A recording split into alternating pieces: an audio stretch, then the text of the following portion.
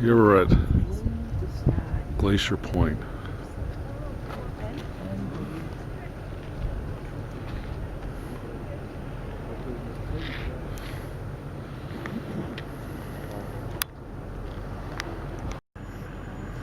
This is Half Dome from Glacier Point.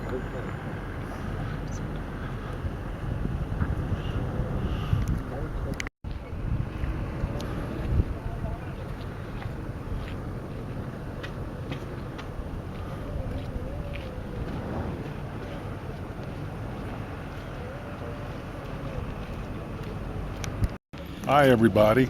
We're at Yosemite at Glacier Point. Glacier Point. It's an absolutely gorgeous day. You just can't believe the scenery. And you can see behind us, there's Half Dome. It is just gorgeous. Wish you all here. Super time. Bye-bye. If you listen, you can hear the waterfall from here.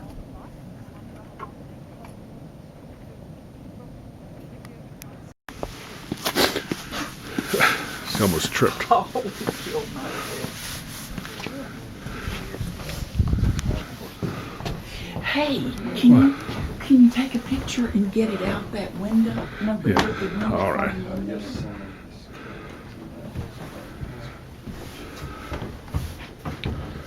Here we are.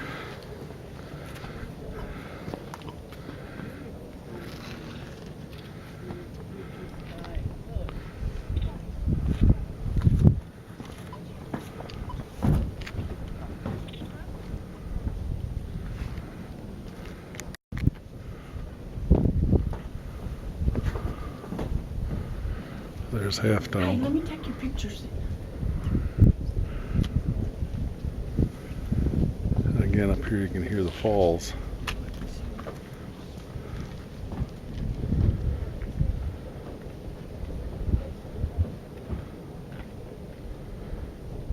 It's just spectacular.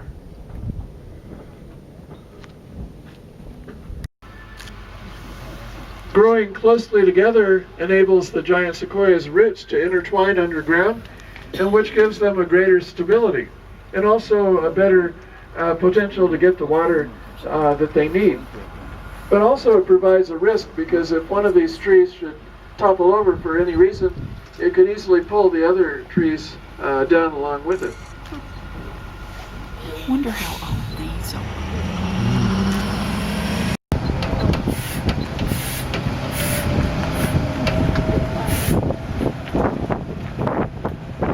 Back is, which is located to the east of the Sierra Nevada Mountains in the White Mountain Range. And the giant sequoia trees are not the tallest trees either. Those are the redwoods that grow along the coast of California. They can reach heights of over 370 feet. The highest one at the base, it has a diameter of 31 feet and a circumference at the base of 92 feet. I believe it's 1,700 years old. You can also see a branch coming out of the left side of the tree, which is over 6 feet in diameter, that branch, the proximity of the grizzly giant.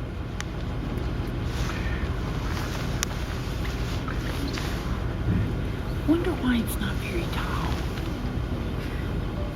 It almost looks We're going to be coming back here because of the winter conditions, and so people wanted to drive through and the other ones don't. It's a matter of competition of those seedlings. Some will grow faster, shading out the other ones. But in some cases, two saplings will grow side by side, growing equally, and eventually they'll fuse into one tree. Here over on the left, if you look to the left, you'll see what looks like a giant sequoia, but if you look up into the tree, you can see that it's actually two giant sequoias. The roots, or the trunk at the bottom, fused into one trunk. So it's actually two trees. Yeah.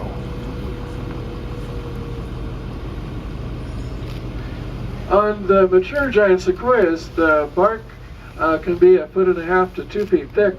And one day, stopping here by the faithful couple, I saw one of those Douglas squirrels going in and out of holes and tunnels that were created in the bark of that tree. If you look over on the other side of the road, you can see two trees growing closely together, and in some hundreds of years may look eventually like the faithful couple, with their trunks becoming fused together as one.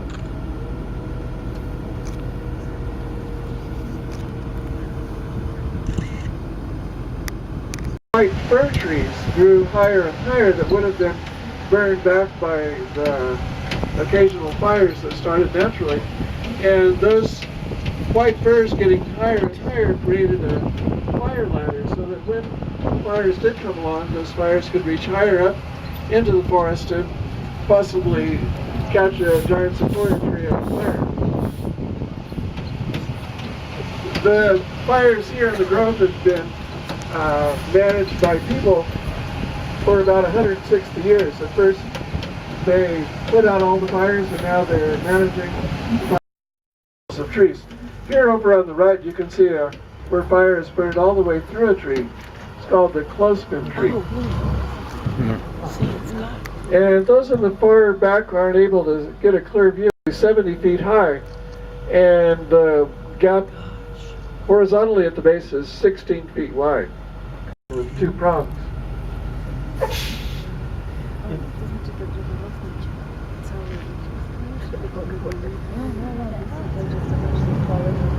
They grow only in specific places, only in certain pockets of land.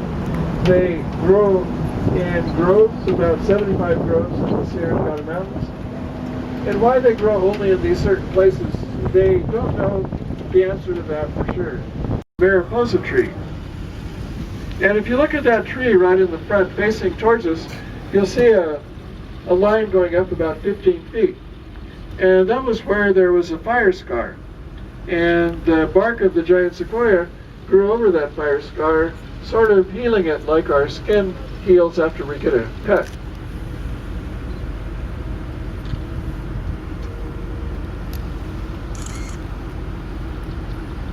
Amazing. Because their trunks don't have that same light reddish brown, almost orange color to the bark. It's a darker reddish brown color. As we come up a little bit further here, on the left side of the tramp, you'll see three immature giant sequoias. Oh, I started recording now. I thought I was recording. I'm not. We passed by the clothespin tree with the gap right through the middle of the tree, high enough so that you could walk through it. But like the clothespin tree, the gap goes right, the hole goes right through the middle of the tree.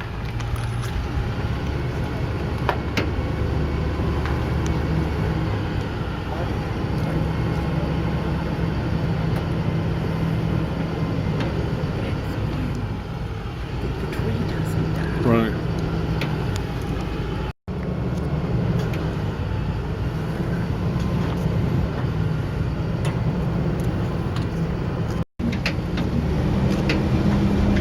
Those are amazing.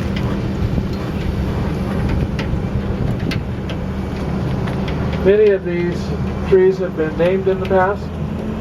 Just up on the left side we'll have a tree that we're coming to. It's called the American Legion tree. And if you're sitting on the left side, you can look down and you can see a plaque embedded into a granite boulder. And on the plaque it says, "To the unknown dead of the World War." And it gives a date on that sign, 1921. So the World War they're referring to is the First World War.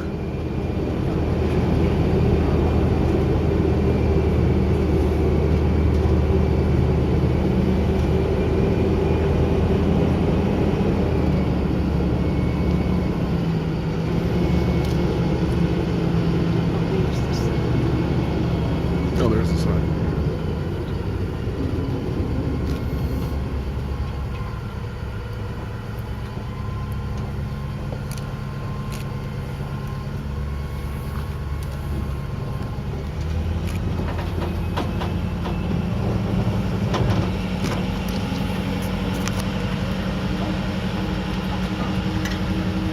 With each of these trees seeming to have a character all of its own, it's not surprising that people would want to name them.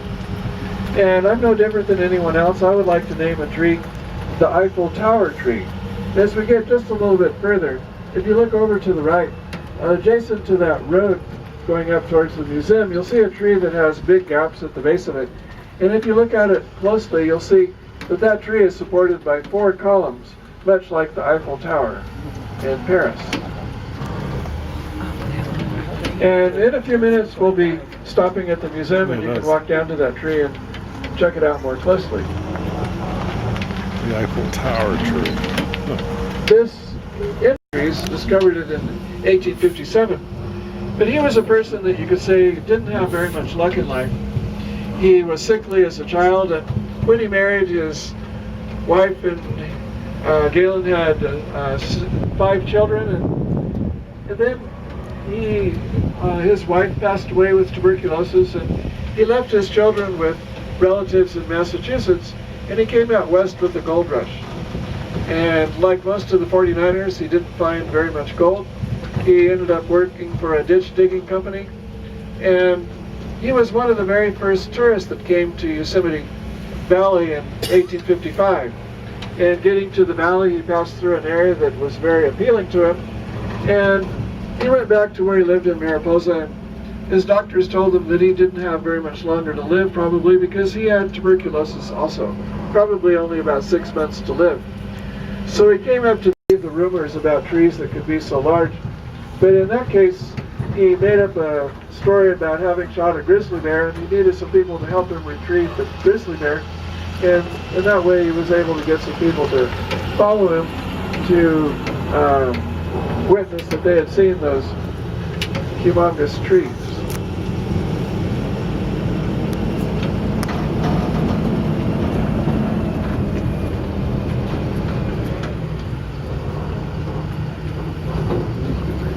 You see a lot of fire scars of different types on different trees. Here on the right side, you'll see a tree that has a fire scar where the fire has burned out the middle part of the tree. And so it would be an ideal place to stand for a while if there was a thunderstorm in the grove with a lot of heavy rain and hail. You could be protected from it by being inside of that tree there. When Galen first came into the grove, the very first tree that he saw, he gave it the name is that it has kind of a silvery sheen to it, and also it's a tree. Wow.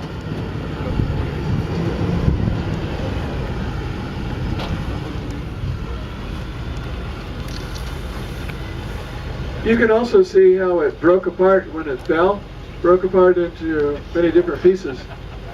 The wood of a giant sequoia is very soft and brittle, and when those early European Americans came,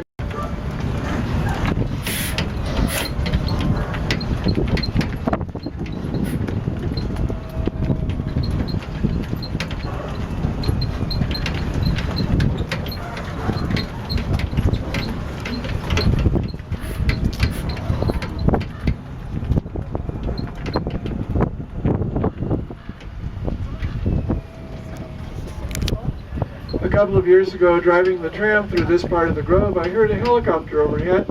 I didn't know why the helicopter was here until later, but found out that they were having a prescribed fire here in the Mariposa Grove, and embers from that fire lodged up into the top of a giant sequoia tree and started burning it from the top down. And the helicopter they were using to try to put out that fire. If you look over to the right, you can see a tree that's missing the top third of its trunk, with a big blackened area at the top. That was the tree that was burning. People are critical of the Park Service for having prescribed fires, setting fires intentionally in areas like the Mariposa Grove and other parts of Yosemite. The alternative would be to put out all of the fires. And they found that by putting out all the fires will lead to a situation where eventually there's so much fuel that when a fire does come along, it'll be a catastrophic type of wildfire, the type that they really want to prevent.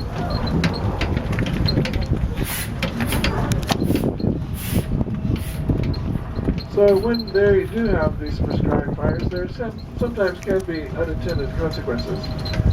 But fire must be managed here. It's a natural part of the ecosystem.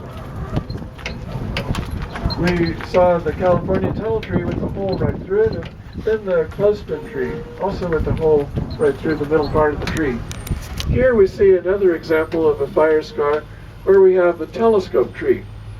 If you were to walk inside of that tree, you could look directly upwards and you could see patches of blue sky, because the heartwood or middle part of that tree has completely been burned away.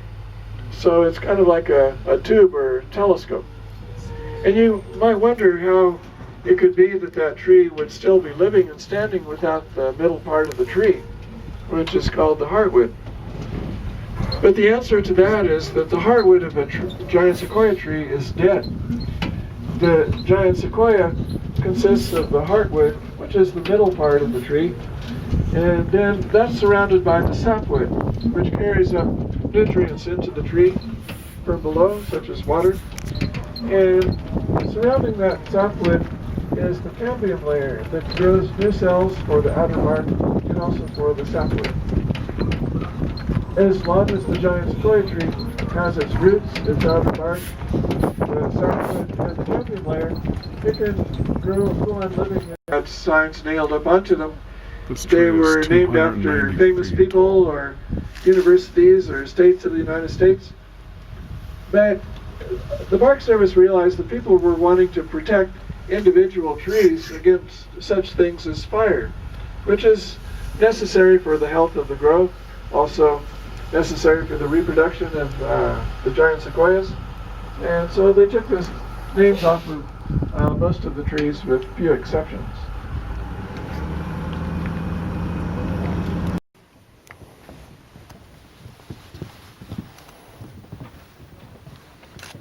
I see something. You said that the stem is like a corkscrew, and then it grows up, right? Oh, it has a spire shape to it. I saw it. And you can see, look over here, beyond this little one, you can see one about 25 feet high, and that's a giant sequoia, and it has that spire shape to it. And you can see one over here by the trash can, only about 5 feet high. It's not quite the spire shape yet, but once they get fairly high, then Hello, hon. if you look over here, there's one about 100 feet high, and it has a real spire shape, and that's another giant sequoia, but it doesn't look very much like the These things were probably started to grow when Jesus Yeah, was, you know. we're still going up.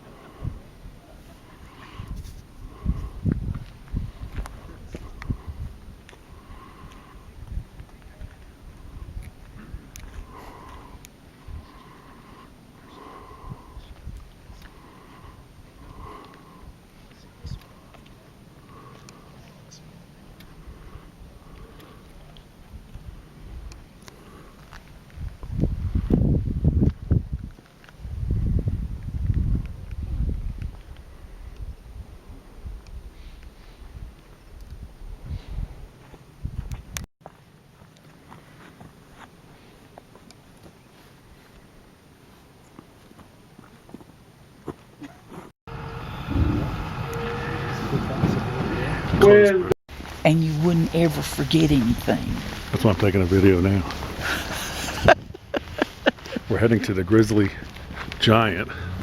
That's supposed to be the oldest tree, they believe, in the park.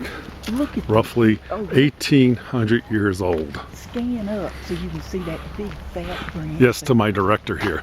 That branch up there is 6 foot in diameter. This is just amazing.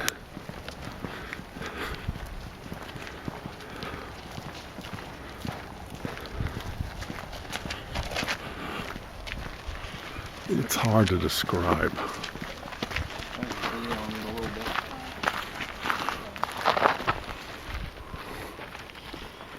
It looks like the Tree of Life at Disney. Yeah, it does. Has that Disney World look, Tree of Life. I bet they got that idea from this. Here we go. Pat and I are Oh, walking don't through the leave tree. without us. okay. I'm taking a movie of going through the tree. Here's Pat. Here's me. Hi. Here's the tree. I don't think a modern car could get through here. And you can see the sap. Oh, yeah. He said that was tannin. Look at some of the dates.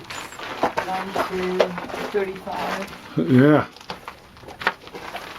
1926. There's 57. 42. 1935. I think that's 21. 1921 is this big one. They even had graffiti back then. Even the Roman time. Yeah. All right. That's word. We're gonna miss the bus. She won't let them leave without me. No.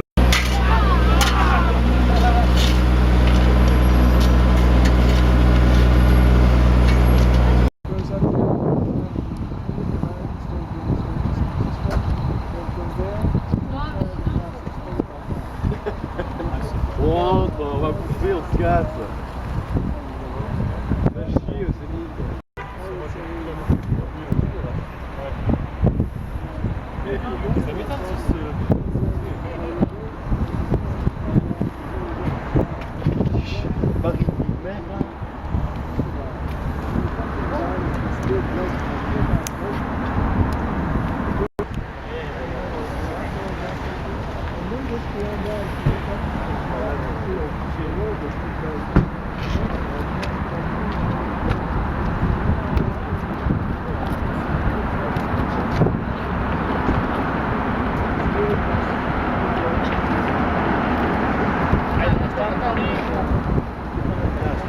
Tracy Rock.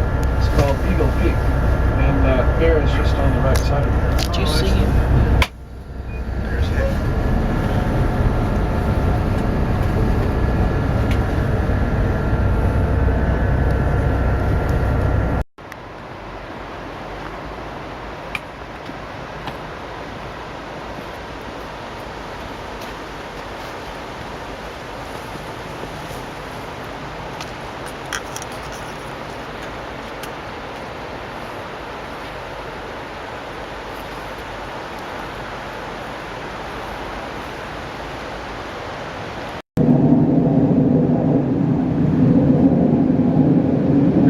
Jets flying by. This is the most beautiful scenery you'll ever see.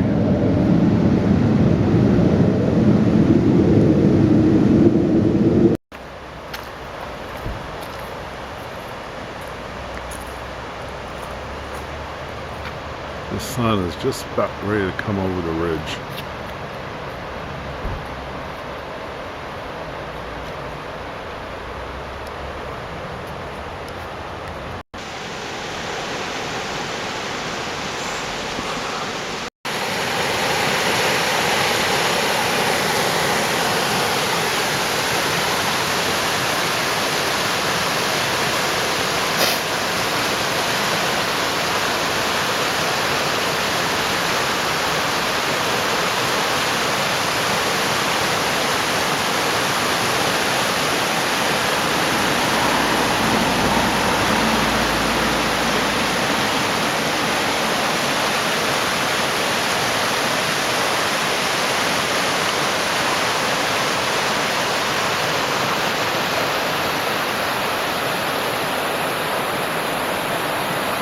That's freezing.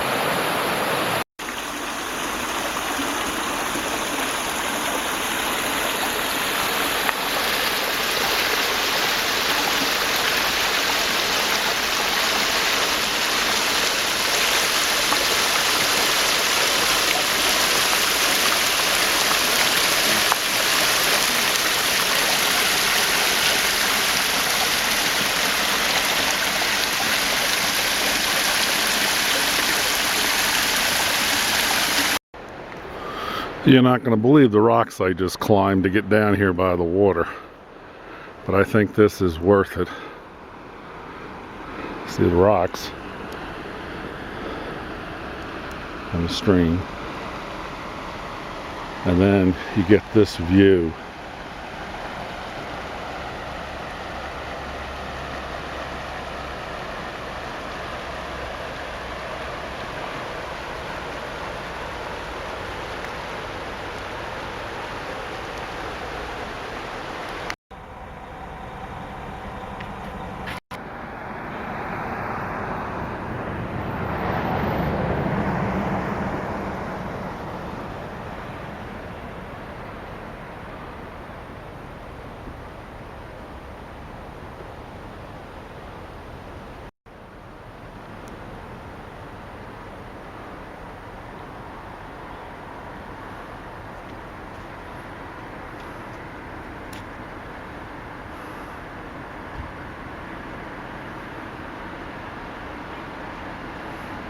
If you look, you'll see right in the middle of the screen now is called the Heart of El Capitan. It looks like a heart. And it's 3,000 feet high. And it's just magnificent. I think I'm going to say that word a lot of times. And there's Miss Patty waiting to go take a walk to the falls. Through the woods to grandmother's house we go. We're doing our first hike. We're going to see if we can make it to the falls. This may be the last pictures we ever take. Here we are hiking. Still hiking. Spirits are high. I knew you were going to say that. We'll make it. Pat's looking for bears. I need to see these other tracks. Humans. Here we go. This is beautiful. The weather is just outstanding. Alright, signing off until our next rendezvous point. Pretty trees. What do you mean 0.3? I think we just walked a half a mile.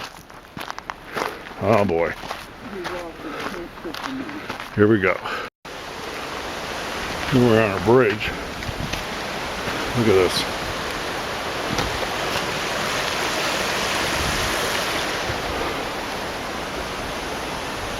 And we're getting closer to the falls. Oh, look, you can see it.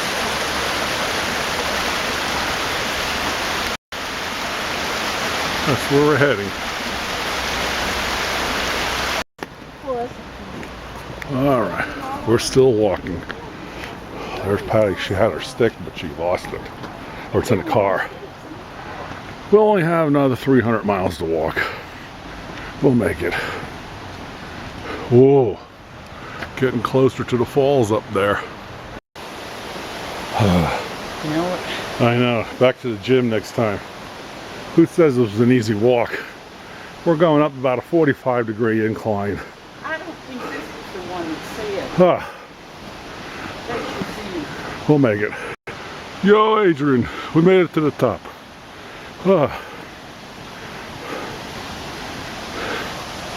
Everybody's taking pictures.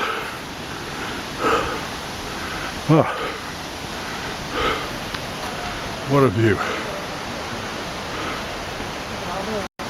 Well, here we are. This is just gorgeous. We made it. I am, dear. My director here is giving me orders.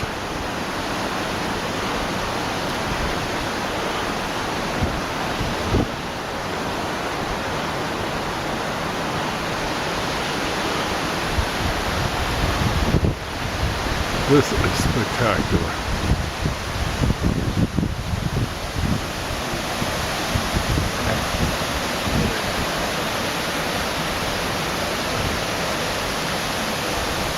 You can hear the water. It's just freezing up here too.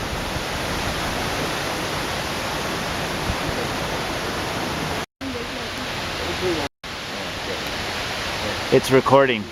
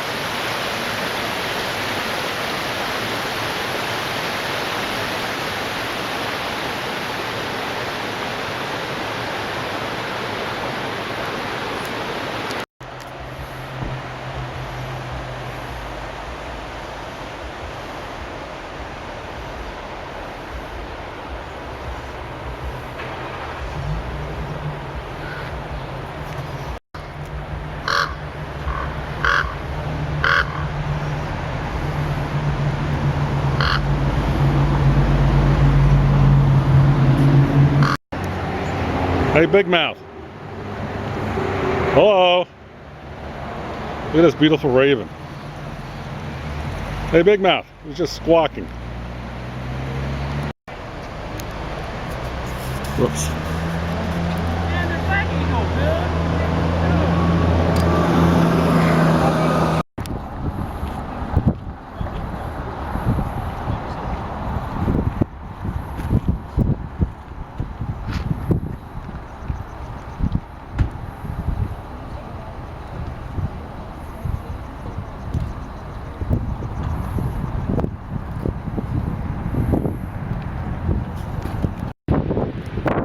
here we are at the Big Sur.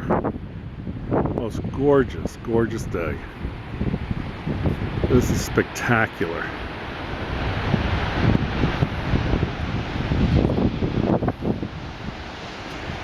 Yeah.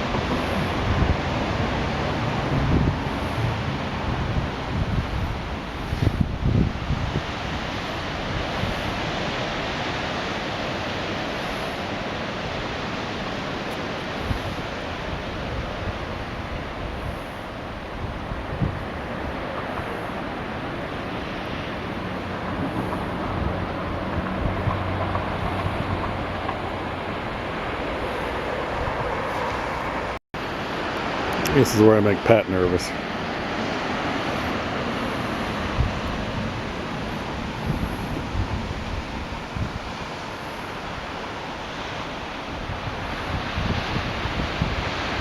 It's just absolutely gorgeous.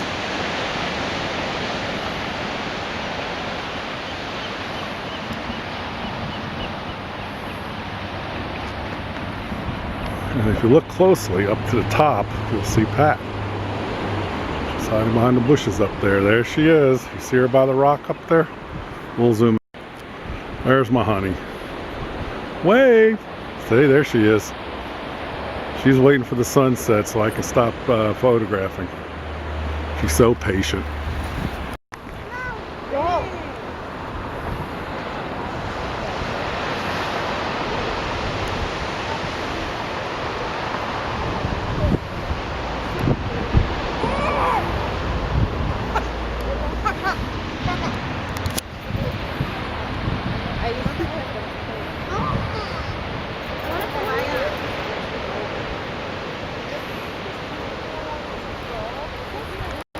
You can get the sun though. Welcome to the Bob and Pat Show. Out here on the West Coast. Here we are in Monterey looking for whales. Are you looking for whales, hon? Yeah, but I haven't seen one yet. Haven't seen any. As you can see behind us, the whales are supposed to be here, but I think they took the day off. We see a bunch of birds. Squirrels. Squirrels. One squirrel like Pat. He wanted to come up and be a friend.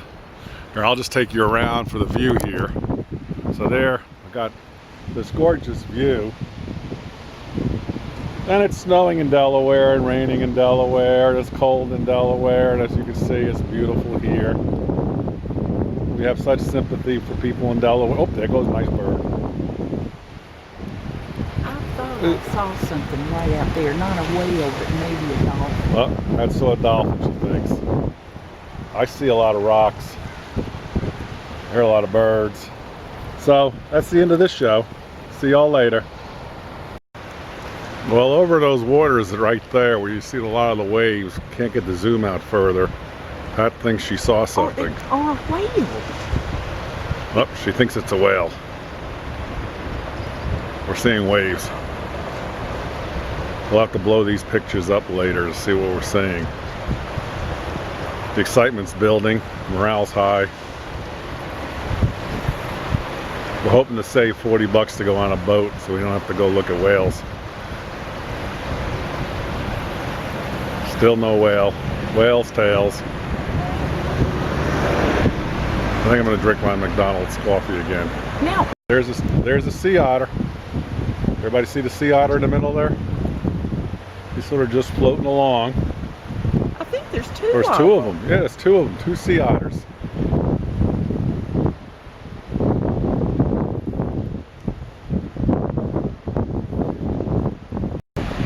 If you look to the right of the bird, you'll see the sea otter.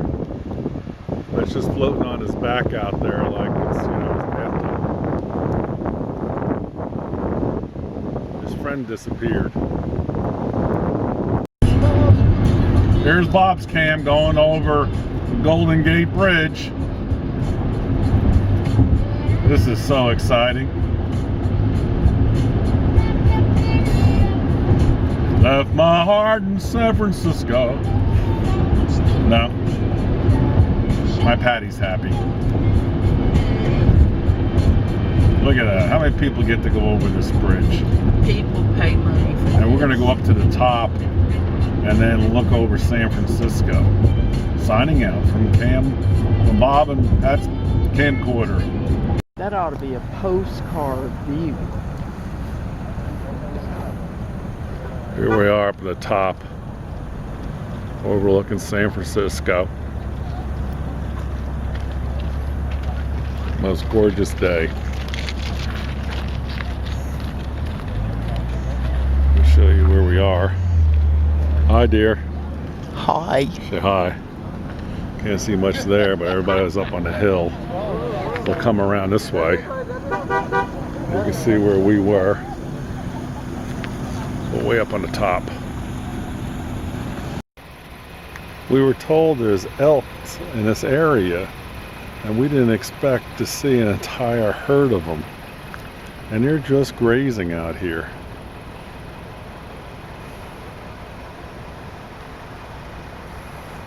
This is amazing. This is the most gorgeous view you ever want to see. We're in Oregon now.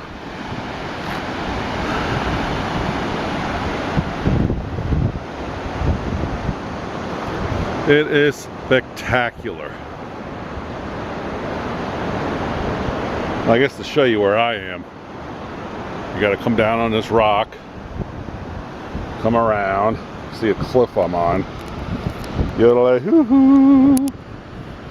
And I'll bring the camera up so you can see me. So here I am on top of a cliff, and you can see Pat way down there. But I'm on top of a huge cliff here, as you can see. But it is just gorgeous. Oh. All right, I'm running out of battery power since I don't have a charger. We'll talk to you later.